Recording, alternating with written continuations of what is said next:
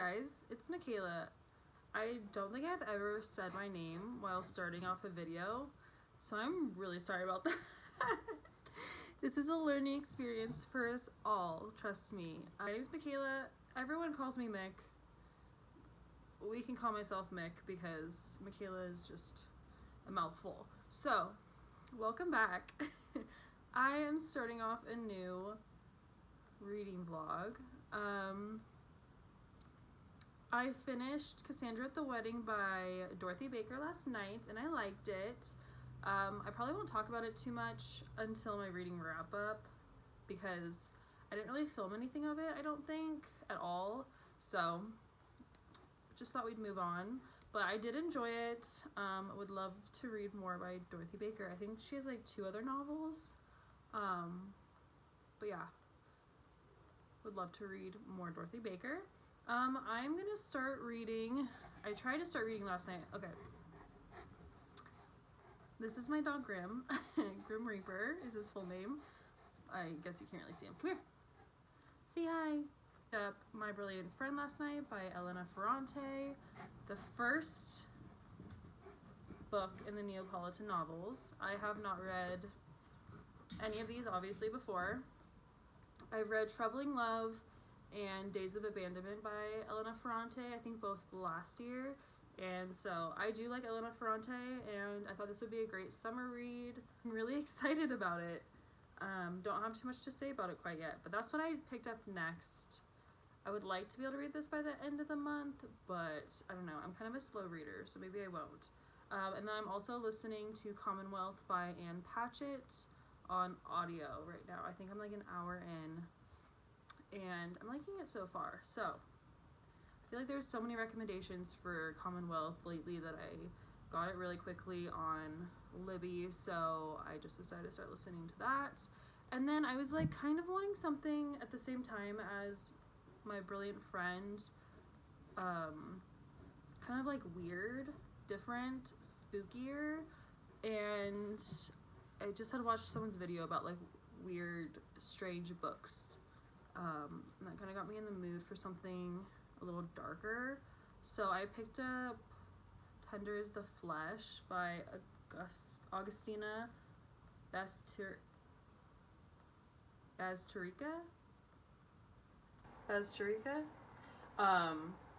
This is translated from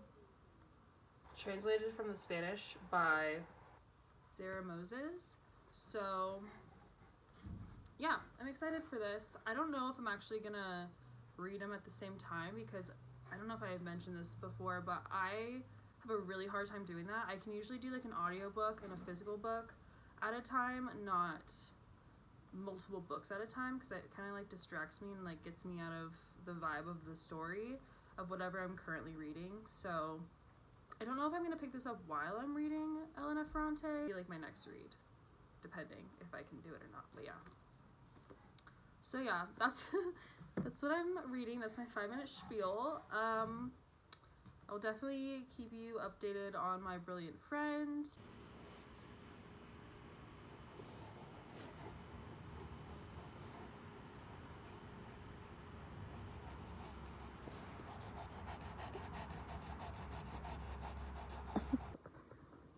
Okay, well, I look like quite the glazed donut this morning, but I did some extra like skincare in my hair.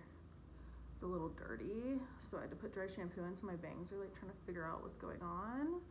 But happy August 1st.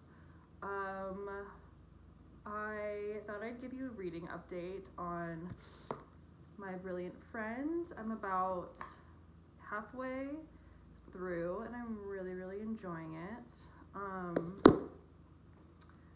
Yeah, I'm just like having a really good morning. I don't know if it's because it's August 1st or what, but this coffee's kind of hot.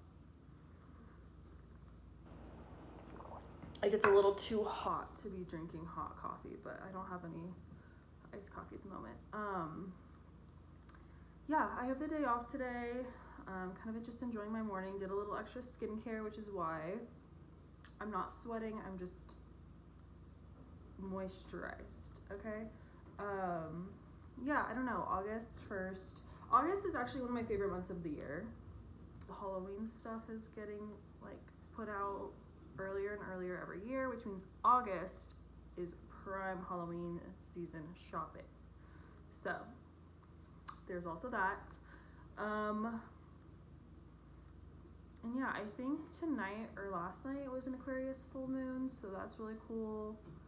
I just feel really like in a good mood today. So, yeah, I thought I'd give some updates on my brilliant friend. I've gotten to like, I guess part 2-ish about adolescence. So I finished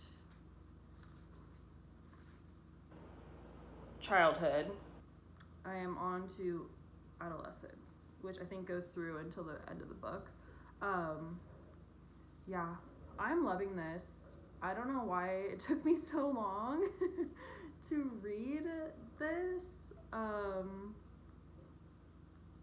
like almost, I haven't had a book like this in a while where like I almost am reading it slower so that I could savor more of it, if that makes sense at all. Like I almost don't want it to end, even though I know I have 3 other books to read, which I thought I'd maybe read like once a year, but I literally want to go to the bookstore and find the second one now to prepare myself for wanting to read the second one.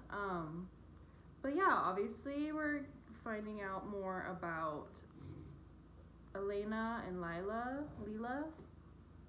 I think where I'm at right now is they are 14, 15, and kind of where puberty has hit. Elena a little bit earlier on than Leela. But Leela has just had her first period, and Elena is noticing a lot more boys curious about Leela lately, and she's kind of got this little jealousy thing going on. I love the writing. Like I said, I think in the last clip, I think I previously mentioned that I've read Troubling Love, which I really liked, by Elena Ferrante, and then I've read Days of Abandonment, which was good, but I think I like Troubling Love more. I thought that was a little more interesting to me for some reason. Hot take, but those two, and kind of being like, okay, yeah, I like Elena Ferrante. I also have in the margins her book about writing, which maybe I will pick that up. But even like the most mundane things about this book, like I really enjoy.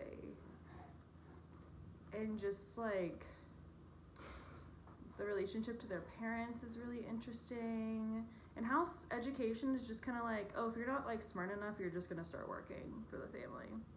And the atmosphere of Naples that they live in France, or no, Italy, I am thoroughly enjoying. So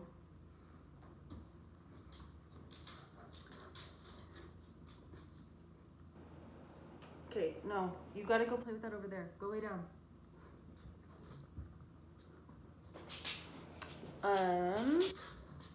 Let's see. I try to take notes here and there, so I kind of want to see what I've written about, but for my take on it,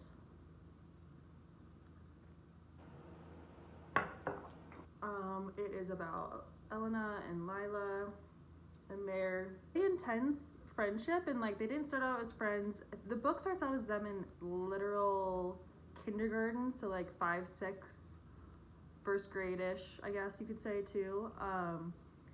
And just like no one really liked Lila. She was kind of like the scrappy little girl that like, you know, isn't afraid to get dirty and like stand up for herself and put people in their place. And Elena was a little bit more quiet, and just like she's very observant, and over just like weird interactions they became close, and they've always like, I think they've always like longed to want to be together in like situations. Like there was a scene where Elena, oh my god, I don't know, Elena, I'm just gonna say Elena.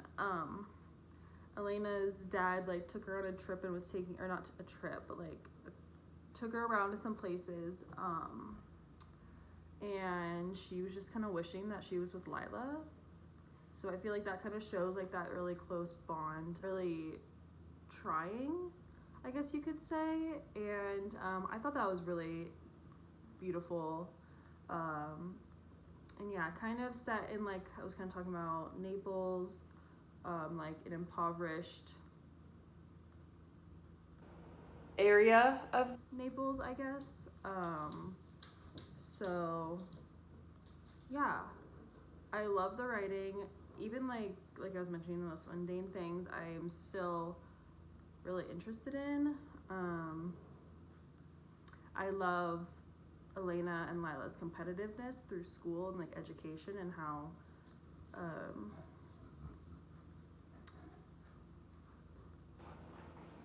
they care so much, but also like their teacher really cares for them, and so that's like a big part of why. But they're really smart girls,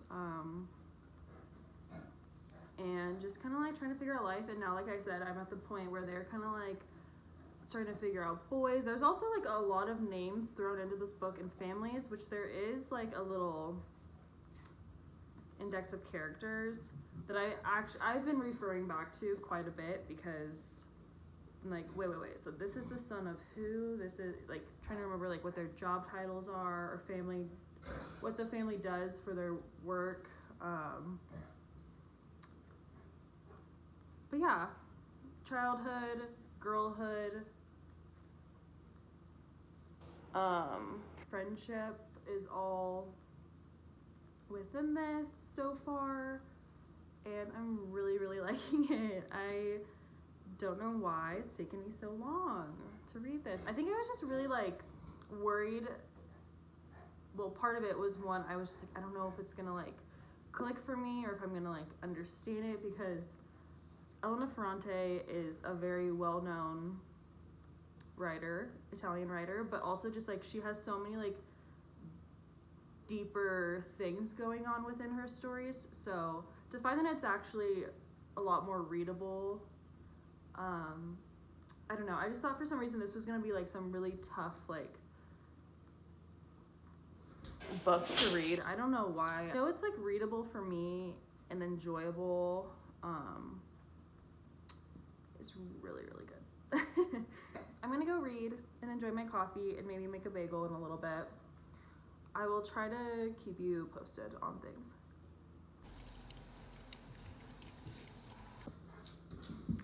Hello, everybody. Welcome back. Oh, do you want your moment to shine?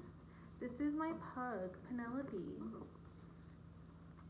Well, anyways, we finished My Brilliant Friend. Absolutely loved it. Yeah, it was great. It's a great summer read. I honestly am like thinking about going and picking up the second one, which what is it called? Story of a New Name. The Story of a New Name, because I kind of already want to start the second book. That's how much I liked it. We're still 16. I think is a great insight on, how do I phrase this? How a teenage girl's mind works, and how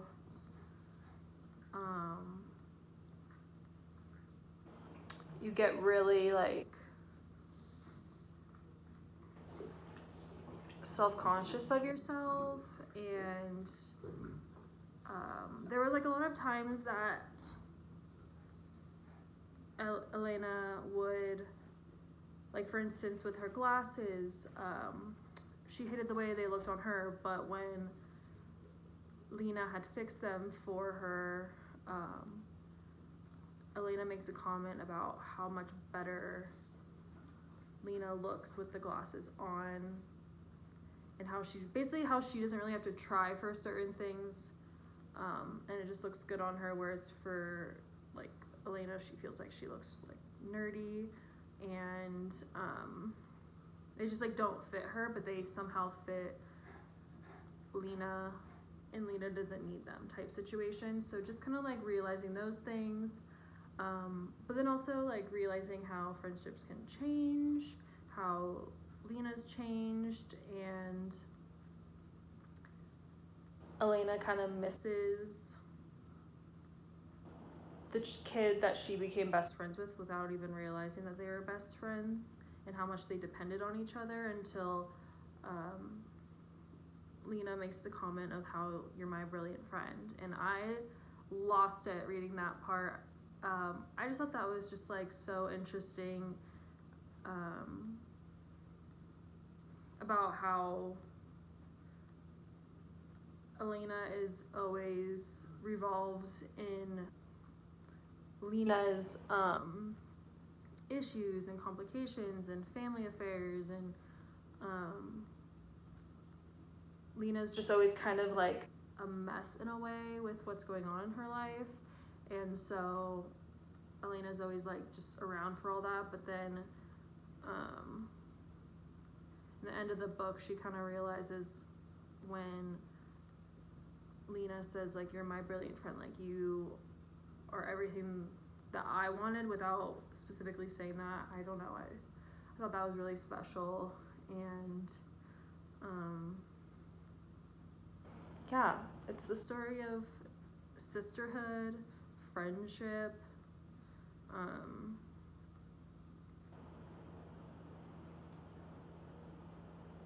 all those kind of things. And I keep hearing, or I keep seeing lately, that people are saying the second one's even better, which I'm like, oh my gosh, I need the second book. So I might go get the second book today just to have, so that like come next month or whatever, I can read it if I please. But yeah, I think I'll have some more thoughts. I think I'm gonna film a wrap-up video next week maybe, and maybe have some more like cohesive thoughts on this. But as of now, one of my favorite books of the year, I think Strangers I Know and this are like my two books that, the only two books I've given 5 stars to. But yeah, I'm trying to like, I should have like written some stuff down or something for this little chat, but I think I'm still kind of processing it, to be quite honest. I just like, I don't know, I just feel like this was something that I could really relate to as being a young girl and adolescent girl, and having friends, and just how, you know, you're there for each other but like not at the same time. Yeah, I thought this was so good. I loved it. I think if you're still like not cautious of reading it, and that's not like the word, like scared of reading it in a way, because one, for me, scared is like, oh, I won't like it the way that other people liked it, and two, scared is can't really like grasp it. I don't know why I was thinking this was gonna be some like super complicated story. On that note, yeah, we will finish up this video by stating that I loved this book and cannot wait to read the second one. And like I mentioned, I don't know, maybe at the beginning of this video, I picked up Tender as the Flesh. I haven't read too much. I kind of noticed with myself that like I'll read like 3 books or 4 books like really fast and like pick up the next one right away, and then I kind of need like a couple days. I think just because I'm still like processing this, I haven't really picked up the other book. But yeah, I started Tender as the Flesh, and I also picked up In the Margins by Elena Ferrante, because I was intrigued by her writing style and just kind of wanting to know more about like Elena Ferrante as an author. So yeah, thank you for watching this video. I hope you enjoyed, and I will probably see you in my reading wrap up.